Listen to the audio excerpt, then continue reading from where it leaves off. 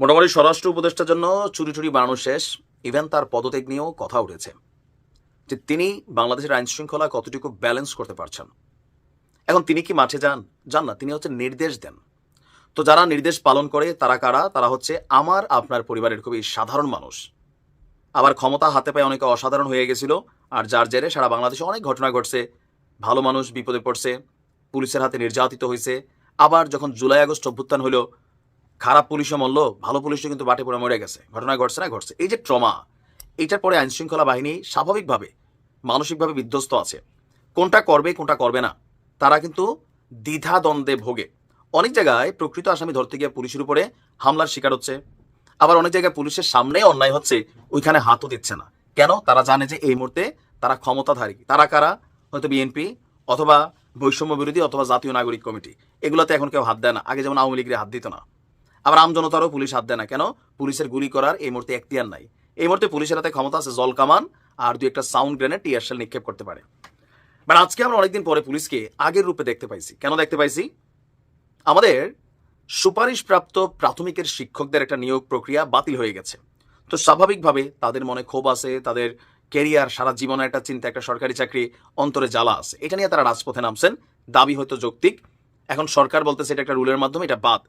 তো সেইখানে আজকে পুলিশ যেই পরিমাণ মাইটেট দিছে, আবার ম্যাথস শিক্ষার্থীদের উপর গতকালকে থেকে চলমান যে আন্দোলন, সেখানেও পুলিশের যে ভূমিকা, অনেকটা শক্তিশালী ভূমিকা আমরা দেখছি। যে ম্যাথস শিক্ষার্থীদের লং মার্চে পুলিশের লাঠিচার্জ, আহত হয়েছে 11 জন। আজকে শিক্ষকদের উপরেও আমরা এটা দেখছি। এখন ঘটনার প্রেক্ষাপট হচ্ছে কি? আপনি যতগুলো ঘটনা দেখবেন, আইন শৃঙ্খলাকে ব্যালেন্সের দায়িত্ব পুলিশের। বাংলাদেশের জনগণ কি সুযোগ পেলে আপনারা মার্ডার করে ফেলবে, পাবলিক কিলে আমাইরা ফেলবে। আইনের তোয়াক্কা আমরা করি না, করি না। আমাদের মন চাইলে আমরা পুলিশও পিটাই, মন চাইলে ভালো মানুষও পিটাই, মন চাইলে আসামিরও পিটাই। আমরা মনে করি দেশে আইন টেন বলতে কিছু নাই, আমরাই সব। এই মেন্টালিটিতে থাকা মানুষদেরকে পুলিশ কি আসলে এই জল কামান দিয়ে সামলানো সম্ভব?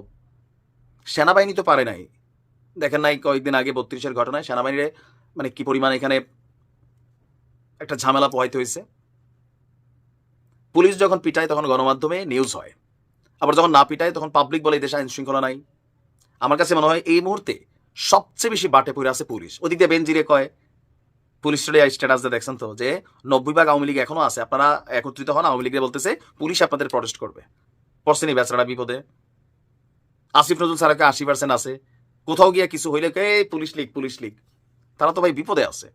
এখন পিটাইলে বলে শিক্ষকদেরকে পিটাইছে, ছাত্রদেরকে পিটাইছে, না পিটাইলে বলে যে দেশটা অরাজকতায় মানে ভরপুর, বিশৃঙ্খল অবস্থা। আমার মনে হয় যে এই মুহূর্তে পুলিশ কিভাবে আসলে ফাংশন করবে, পুলিশ কিভাবে আইন শৃঙ্খলা ব্যালেন্স করবে, যতক্ষণ আমি আপনি ব্যালেন্স না হই ততক্ষণ কিভাবে ব্যালেন্স করবে ভাই? পুলিশের গায়ে হাত দেওয়া হচ্ছে। এখন এই সিস্টেমটার প্রথম সিস্টেম হচ্ছে আমি আপনি বদলাইতে হবে, আমাদেরকে আইন মানতে হবে। অন্যায় হয়েছে আমরা থানা পুলিশকে জানাইতে হবে, পুলিশকে তার কাজ করতে দিতে হবে।